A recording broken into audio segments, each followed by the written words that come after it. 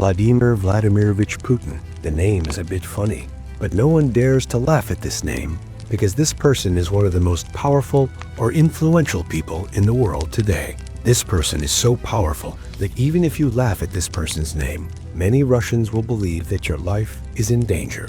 You say from a military perspective, you say from a decision-making perspective, from the perspective you think, there is very little that can be found in the world today whose power is greater than that of Vladimir Putin. You see, the reason why Putin has so much power is very simple. The first reason is that he is a dictator. If you are a dictator or a Soviet ruler, then the advantage you have is that you do not need anyone else's opinion for any of your decisions. You can do whatever you want, and the decision you make, others are obliged to follow it. And because they are so powerful, you can implement whatever you want very quickly. No accountability to the people, no accountability to any other parliament, no hassle. If you think about Russia or the former Soviet Union, you say nuclear power, you say smart people, you say famous scientists, you say the size of the GDP, you say the economy, you say the geographical size of the country. There is nothing that you can do to put Russia on the back burner or to take Russia out of the equation. And because the president of this country is a man who is also a dictator, the combination of those two has made Putin one of the most powerful people in the world. You know what's funny is that Russia is so powerful, but Russia was not so powerful before Putin came to power. Especially when the Soviet Union collapsed, Moscow's situation became very bad, and that created a vacuum. That vacuum was basically filled by America and America's allies, and that's when America started to become a powerful country. When Putin became the president of Russia in 1999, his goal was very simple. He wanted the old Soviet Union back.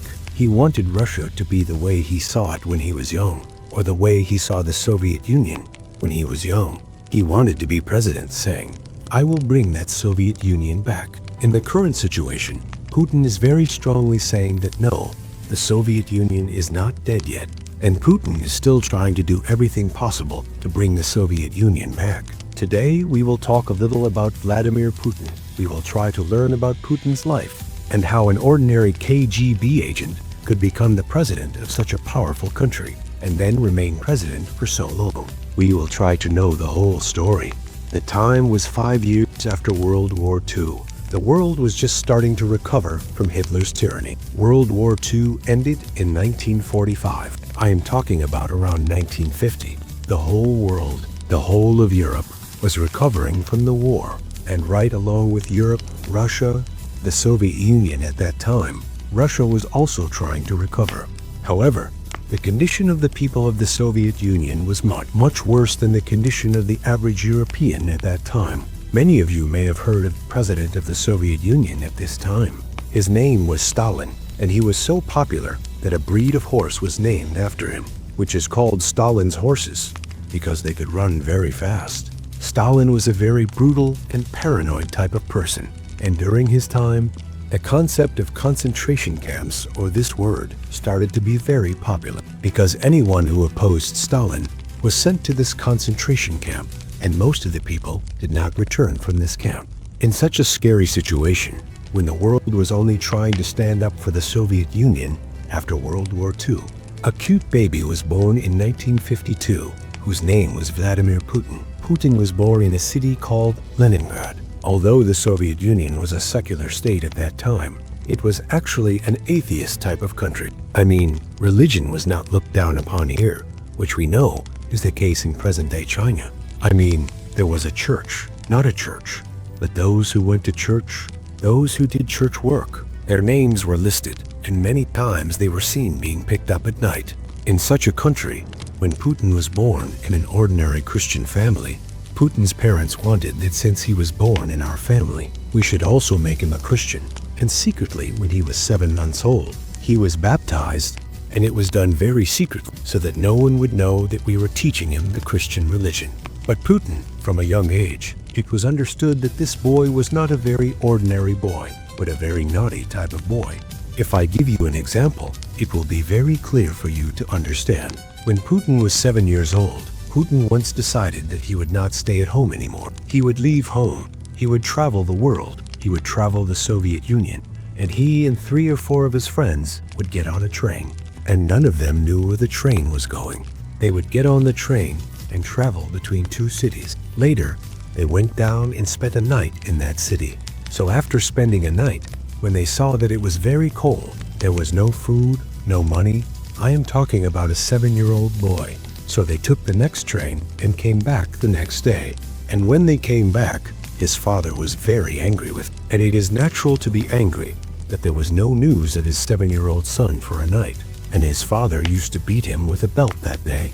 And after the beating, a new rule was made in their house that Putin could not open the door in front of his house and go outside alone without the adults. In fact, he could not go to his backyard, so he was not allowed to go to the yard behind his house either. Therefore, the kind of happiness that is seen in 8 families between parents and children was not there at all in Putin's family. Putin grew up with a very depressed and bad childhood. Putin's father had a friend, and this friend wrote a book. So in one of his books, he explained very beautifully what Putin's childhood was like, how his father used to torture him, beat him with a belt, told him not to give him food, did many kinds of torture and many kinds of mental torture, and he wrote all these bad things in his book. All in all, it can be said that Putin's childhood was not a very good childhood. When Putin was 8 years old, he was admitted to primary school. The system in Russia at that time, or in the Soviet Union at that time, was that you would first send your child to kindergarten, and then from there, you would send him to primary school. Putin's father said that I would be able to teach myself without sending him to kindergarten. I was sent directly to primary school. Since Putin attended kindergarten at home and other children attended school, when Putin went to primary school, it was seen that Putin had no friends. Others who were enrolled in kindergarten together had grown up when they had many friends. They eat tiffin together in the afternoon. Putin is seen far away and alone. And since Putin was a bit of an introvert when he was young, it must have been difficult for him to make friends. I know many of you can relate to Putin now, since it must have been difficult for Putin to make friends. For a long time, Putin did not have any friends like that at school. And the funny thing is, we were researching the school where Putin was. What was the name of Putin's school? And it turned out that the school actually had no name. The name of the school was 193, because at that time, the Soviet Union believed in equality and communism. And they had a communist idea that if we give a school a name, then the name of a school can be better than the name of another school. There was a culture at that time that all offices would look the same, all buildings would look the same, all schools would look the same topics would be taught. And such a success would be the same that we won't even name the school. We will just publish it by number. Putin's school number was 193. The communist era was a strange time, wasn't it? So Putin, living alone, without friends at school, became a bit of a loner. Putin was even caught with a knife 2 or 3 times at school and used to go to school with a knife in his pocket. At the time I am talking about, the Communist Party was the only political party in the Soviet Union. You can understand what the situation was like in the Soviet Union at that time. There was no such situation where many political parties could operate. So at that time, there was only one political party in the Soviet Union, the Communist Party. That party was in school to recruit from the school. From the entire school level, they used to run campaigns in schools to get people interested in joining their party. Putin had no interest in politics. So when they were busy running campaigns in school, Putin would run away. And Putin's father didn't like this at all. Putin's father was a big leader of the Communist Party. So the father thought that I am the leader of the Communist Party. My son will also be inspired by my ideals. He will join this party. Putin had no interest in politics. The reason why the father-son relationship worsened, and this relationship that deteriorated, this is also mentioned in the book of Putin's father's friend mentioned above. For example, Putin's father used to tell Putin that Putin would learn boxing. He was forced to enroll him in a boxing class. Putin went to the class and had to fight with an older person in the class. Putin came home with his opponent's nose broken. This was Putin's first introduction to martial arts. And possibly Putin learned martial arts and got a black belt, which many of us know. Let's get back to the serious talk in 1965. 20 years after the end of World War II, and to mark this 20-year anniversary, a very famous Russian writer wrote a book called The Shield and the Sword. The person who wrote the book was a propaganda specialist, meaning he wrote this book in a way that made the government's message very beautiful, the country's message very beautiful, a little bit more beautiful than it was. The book became very popular in the Soviet Union. People started reading the book like crazy, and the book became so popular that within 3 years, a movie was made about the book. The main story of the book, or the main story of the movie, was that of a KGB agent who worked as a double agent in Germany. And this book and the movie are based around his life. And this book is about when the movie was made. The movie became very popular. And who likes this movie?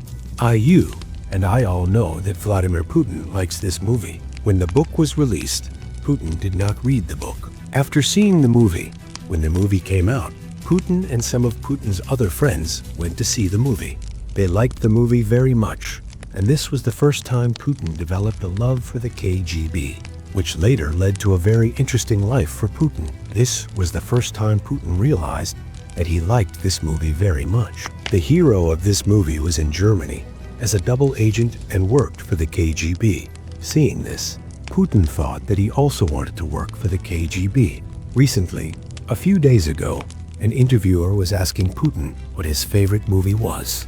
Putin was talking about this movie, which he watched when he was 12 or 15 years old. Putin also said in the interview that even now, he could sing the songs from that movie and would memorize all the lyrics without forgetting a single word. That movie influenced Putin very seriously. The system of the Soviet Union was different. Their education was for 10 years. You would complete 10 years, and then you could take a degree or a higher degree, whatever you wanted. In 1970, Putin finished his school life. The dilemma in our lives was also the dilemma in Putin's life. What should I do now? Putin's dilemma was simple, because when he was a child, he watched movies and knew that he had two options. Either he could join the army, join the military, or he could join the KGB, which is an intelligence agency. When Putin started thinking about the army, he saw that it was impossible for him to join. He didn't think he could pass the entrance exam for the army. Now, there were two ways to join the KGB at that time. You could join the army and then join the KGB. If you passed the army, you could cheat in the army and take the entrance exam for the KGB. That was one option. The other option was to get a law degree. If you had a law degree, if you were a lawyer, you could apply to the KGB from there. Putin saw that he could not become an army man, so he saw the second option. He did not have a law degree. And then using that law degree, he would join the KGB. That's what Putin did. He took a law degree, passed law, became a lawyer, and then he went to the KGB. For the first time, after Putin joined the KGB, his father was happy with him because finally, he saw Putin doing something that was for the Soviet Union. Putin's father believed in the Soviet Union, patriotism, and leadership. So when he joined the KGB for the first time, his father did not tell him, "You are joining the national intelligence of our country. You will now work for the country. You will work to protect the values of the Soviet Union." He simply liked him. And from this point on, the relationship between Putin and his father became normal again. After that, there was not much twist in the story for a few years. KGB was working like KGB. Putin was working like Putin. KGB was slowly emerging as the most skilled intelligence force in the world. So the KGB was doing well, and Putin was doing well, but the Soviet Union was not going well. In the 1980s, there was huge corruption in the Soviet Union. There was a huge dictatorship. No one liked the president. The economy was in a very bad state, and everything was in a very bad state. Here the story becomes very interesting, and you have to listen to this carefully. In 1989, the Berlin Wall fell. You may have heard about the fall of the Berlin Wall, and when Germany was divided, it sent a message to the whole world. This seemed to mark the end of communism. So when this division of Germany happened, the whole world saw that communism seemed to be in a bad state, that communism seemed to have no future.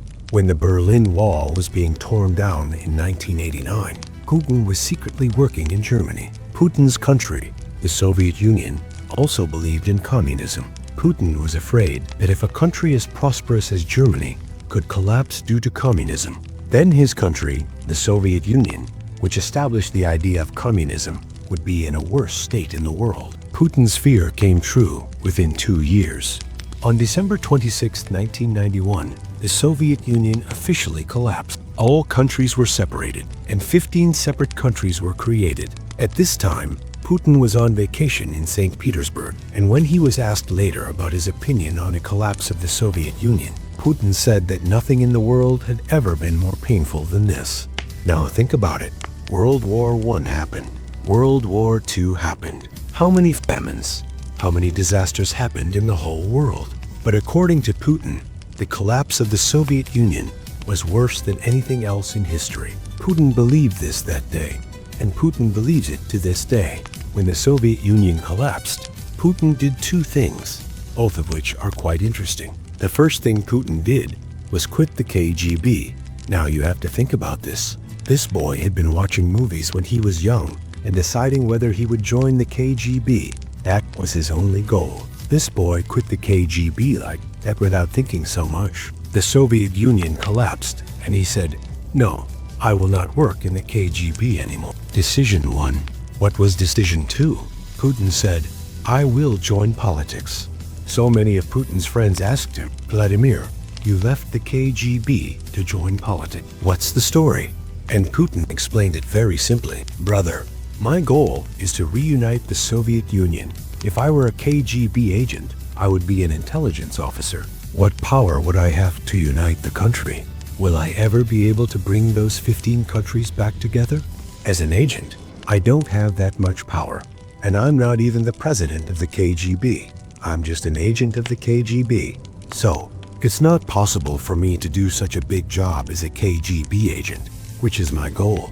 So, Putin felt if he went into politics and one day reached a higher level where he could influence decisions, then maybe he could reunite the Soviet Union. If he could make such a decision, Putin would consider his life worthwhile. In 1991, Putin left the KGB.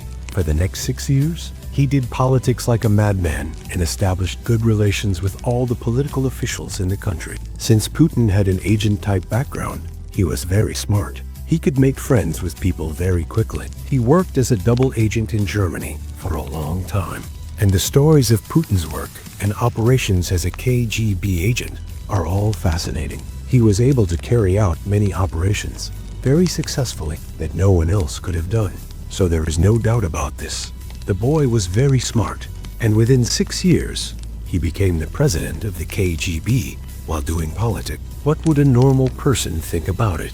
The boy who had been thinking since childhood that he wanted to be an agent in the KGB. This was his dream. The boy was not good at studies. He was a boundless person. He had family problems. He didn't want to succeed in school, and after all, he wanted to make his life better if he could somehow get a normal job in the KGB.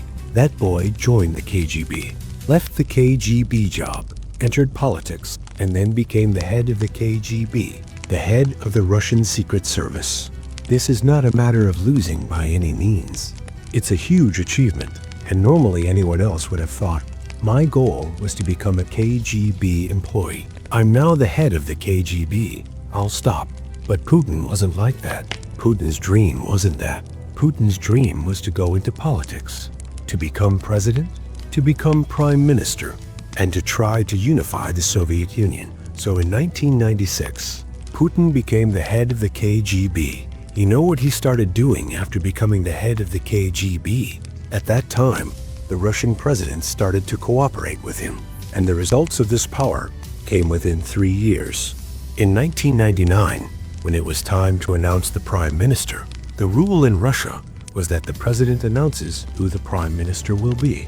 So in 1999, when this topic came up, the then president, Boris, after eliminating many candidates, made the then KGB chief Vladimir Putin the prime minister of Russia. In this role, Putin showed a game of networking. If you can network well, then even after working for 20 to 25 years, the staff tried so hard, no one could become the prime minister. Putin came from the middle and became the Prime Minister of Russia within 3 years. Others might have finished the job in this role, but we are talking about Vladimir Putin. Well, Vladimir Putin made the Prime Minister Boris. This person, we have to talk a little about this person. This person was quite bad. To put it worse, the Russian president we are talking about was the president at that time in 1999. This person drank alcohol all day. This person was corrupt. He and his family had a huge record of corruption, and this person did not hide it. There is a video where he was in a political meeting in Germany, and in that meeting, he was dancing in public after drinking alcohol. So the people of Russia disliked him a lot. The state of the Russian economy was terrible at that time, so everyone wanted some change at the presidential level. But since Russia has been a bit heroic all its life, no one could say it publicly, but slowly it started to come that no. We want the fall of the president. Towards the end of 1999, this Boris was forced to resign.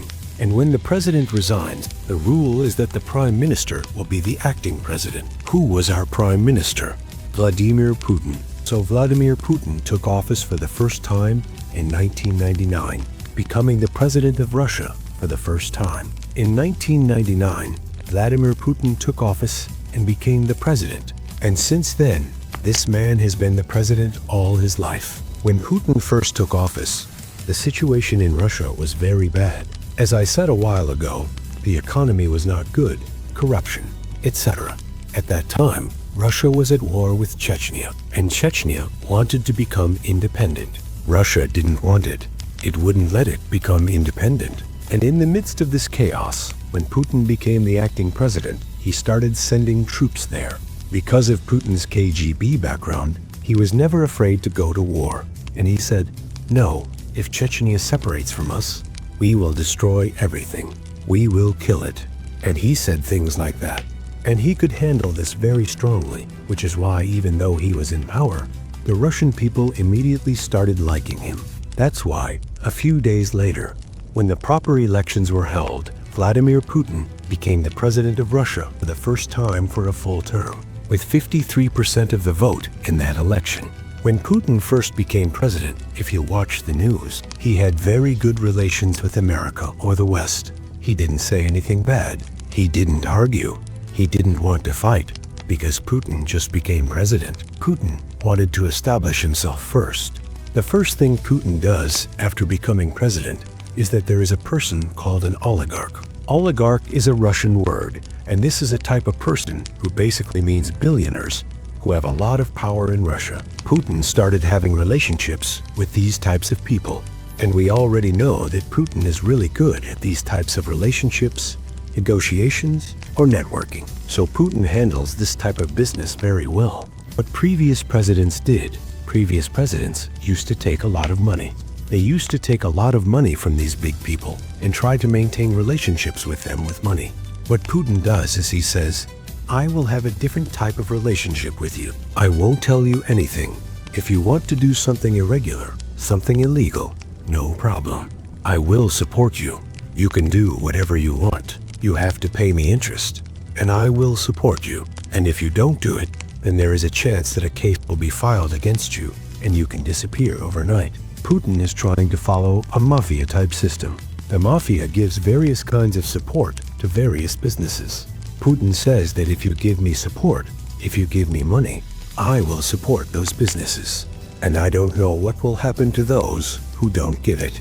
In the next 3 or 4 years, Putin put many oligarchs in jail. See, it is actually very easy to put them in jail. Everyone was corrupt. Everyone did a lot of corruption in the last 15 to 20 years until Putin became president. And the thing is, Putin didn't put anyone in jail who gave him money. Those who did not give him money, they had corruption issues, cases were filed against them, and they started going to jail. It seems like in about 5 to 7 years, the entire elite society of Russia came under Putin's control. Well, seeing this mafia-type talk, you might think that Putin did not actually improve Russia during his first term. This is not true. Russia also improved a lot during that time. Russia was actually in such a bad state that anyone could have improved during the rule of President Boris. But Putin actually improved a lot. Starting from the military sector, he said to put the whole country back together. And other problems, like the Chechen problem I mentioned. Foreign policy. Russia slowly started exporting oil and gas to Europe. And at one time, 70 to 75% of oil and gas in Europe started coming from Russia. But all this progress happened during Putin's rule. Because of all this, Putin's popularity kept rising. He won last time with 53% of the votes. This time too, he got more than 70% of the votes and was elected again. But Putin is at the end of his dictator days, and what happens to dictators starts happening to him too. Slowly, Putin's popularity starts decreasing. He started throwing the leaders of all the political parties that were against him into jail. Whoever is seen saying bad things about Putin either disappears, dies, or goes to jail. When Putin slowly gets his affairs in order and comes under control, he starts to clean up abroad. Sanctions start coming. Troubles start coming. It can be seen that Putin's popularity inside the country also starts to decrease. But inside Russia, no one has the courage to speak against Putin. Putin realizes this very well. When it seems that his branding has gotten a little bad, those things start happening. Putin is sitting on a horse without clothes. Putin is petting a puppy. Putin is driving a car while sitting on a bear's back. These kinds of things are slowly starting to come to the fore again. Putin uses the media in a very interesting way. Many will say propaganda. Many will say misleading information. But basically, Putin wants to brand himself in such a way that he is still here. He is still a strong leader. You can trust him. You can rely on him. He is taking Russia on the right path. The next election was in 2008. At that time, the Russian Constitution had a rule that no one could be president more than 2 times. Putin had already become president twice, once as acting president and then twice as president. So what could be done now? There was a man in Putin's team named Dmitry. Putin told Dmitry, "You do politics. You will hold presidential elections. You will stand in the presidential elections." Dmitry stood in the presidential elections. There was no opponent. All the opponents were in jail or dead. So Dmitry became president. And as soon as Dmitry became president, Putin was made prime minister. We already knew that the president can select the prime minister. The two of them changed the law together, and a new law was made that from now on, anyone can be president for an unlimited period. So the biggest problem was gone. Putin now knew that he could remain president for the rest of his life. The whole country was coming under his control. Now it was time to focus on realizing his main dream, bringing the Soviet Union back. In 2008, Putin started playing chess in his international arena by helping the rebel group in Georgia. That project was fairly successful, but not very successful. The biggest and most successful thing happened in 2014 when Russia took over Crimea from Ukraine. When the civil war in Syria started in 2015, Russia and Putin openly supported Bashar al-Assad. From then on, it became clear that no matter what the West did America and its European allies, Russia would not accept it. Russia was no longer afraid to stand up publicly against them. Finally, in 2022, we have seen that Russia is in a full-scale war with Ukraine, where Russia is openly and publicly saying that they want Ukraine back, that the people of Ukraine are not very important, that Ukraine does not need such a large area, that Ukraine is actually part of Russia, that the heartland of Ukraine, the center of the city of Ukraine, is where Russia was born, and that they want to reunite Ukraine with Russia. They want to get the Soviet Union back. Look, from the beginning of Putin's entry into politics until now, in the last 22 years, there has been only one goal. Putin wants the Soviet Union back. And now it seems that a long time has passed, like 22 years. And finally, Putin has started taking actual demonstrable action toward that goal. It has been taking place slowly for so long. Now Putin has seen that he has reached 69 years. The life expectancy in Russia is 72 years. An average man in Russia lives for 72 years. Putin is not average. He looks very fit. It seems that he will live much longer than 72 years. So how much longer will he live? At the very least 10 years, 15 years, 20 years, to unify the entire Soviet Union. which has been his dream since childhood. But now there is no more time to make that dream come true. Now it is sad but true. Russia, or Putin, is dreaming of reuniting the Soviet Union. Everything he is doing to make this dream come true has made Russia one of the most important countries in the world. The state of Russia's economy is now the worst it has ever been. Russia's relations with the rest of the world are the worst. They have always been bad, but now they are much worse. It constantly seems that what Russia is doing is creating the possibility of escalating into a third world war. Try to understand a little. When people did not know what mobile phones were, at that time, Russia used to send dogs into space. From this, you can understand how powerful a country Russia was and what the state of that country is now. Now, 1 ruble is less powerful than 1 cent. 6,000 people have been arrested in Russia so far to protest the collapse of this economy. Russian companies that were billion-dollar companies are disappearing overnight. The state of Russia's economy is so bad now because of the Russia-Ukraine war. So friends, do you think Putin will be able to reunite the Soviet Union? I am very interested to know from you. Tell me in the comments whether you think there is any chance of the Soviet Union being reunited. First, second, will Putin actually be able to do it because he doesn't have much time? And it may be that the whole of Russia may end up being consumed by the obsession of reuniting the Soviet Union, which no one wants. I am very interested to know what you think about the whole thing. Let me know in the comments. If you like this kind of video, and if you have this kind of Jen's thought in your mind, then like this video and subscribe our channel. If you want to know more new things like this, or want to share your opinion, let me know by commenting. Thank you.